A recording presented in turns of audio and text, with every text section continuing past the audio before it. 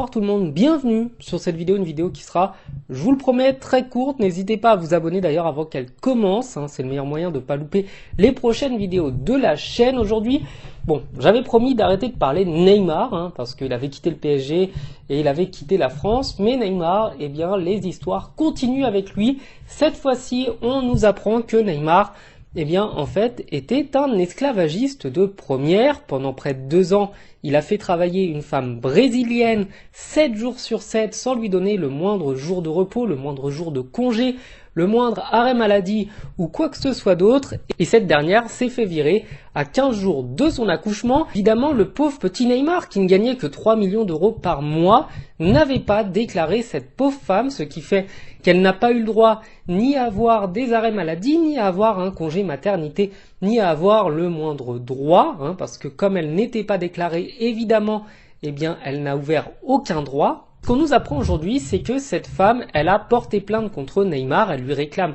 à peu près 380 000 euros de dommages et intérêts par rapport au préjudice qu'elle a subi. D'autant qu'on apprend que cette femme a 4 enfants, que du coup, elle travaillait pour subvenir aux besoins de toute sa famille. On nous apprend que c'est le Secours Populaire ou une autre association qui est venue en aide à cette dame, qui l'ont trouvée totalement désemparée, totalement perdue. On peut présumer que comme elle était brésilienne, eh bien, c'était beaucoup plus facile pour Neymar déjà d'avoir un contrôle sur cette femme, puisque Neymar est une idole au Brésil. C'est moi qui le pense. Comme elle était brésilienne, il y a de fortes chances que cette pauvre dame, eh bien, elle ne connaissait pas les droits et les devoirs qu'elle avait en France.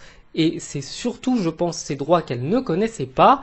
En plus, comme elle n'est pas européenne, peut-être, je ne dis pas que c'est le cas, mais peut-être qu'elle était en situation irrégulière, ce qui explique pourquoi elle travaillait en n'étant pas déclarée. Et l'autre truc, c'est que lorsqu'elle a envoyé un courrier recommandé à Neymar, en le sommant de lui verser ce qu'elle doit lui verser, de lui donner ses droits, eh bien Neymar a signé le recommandé, enfin lui ou quelqu'un d'autre, parce que Neymar étant un abruti fini, je ne suis même pas convaincu qu'il sache lire. Et donc ce courrier, il a été signé, ce qui veut dire qu'il a été avisé de ce courrier, puisque légalement, lorsque vous signez un courrier que vous récupérez, c'est que vous savez ce qu'il y a à l'intérieur, c'est que vous êtes au courant.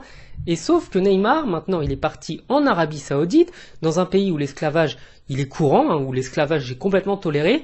Forcément, comme il n'y a pas d'extradition des ressortissants brésiliens vivant en Arabie Saoudite vers la France, sauf s'il y a eu une loi bizarre qui est passée et que j'étais pas au courant, eh bien cette pauvre dame, elle se retrouve à envoyer une plainte dans le vide.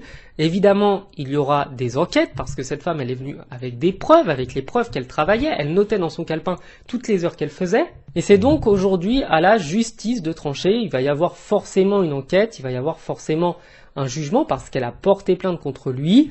Après, là où je veux peut-être un petit poil relativiser, tout de même, c'est que certes, c'est ignoble de faire travailler quelqu'un sans le déclarer. Ça, on est complètement d'accord. Mais d'après les dires de la femme, elle était payée 15 € net de l'heure sans être déclarée. Donc bon, 15 € net de l'heure, c'est plus ou moins ce qui se fait, d'autant que la femme nous annonce qu'elle travaillait à peu près 60 heures par semaine. Ça, c'est évidemment complètement illégal. Mais on ne nous a pas dit que cette femme était non plus séquestrée au domicile du joueur, qu'elle était contrainte de travailler. Je ne dis pas non plus que c'est pas ignoble, immonde et intolérable, surtout venant de quelqu'un qui se prétend religieux comme lui, de faire bosser une personne déjà bien au-delà de ce qui se fait en France, en plus de ne pas lui verser ce qu'on lui doit, un troisième temps, de la virer à 2 semaines de son accouchement sans lui donner le moindre droit. Ça, je ne le dis pas. Évidemment, on est tous d'accord.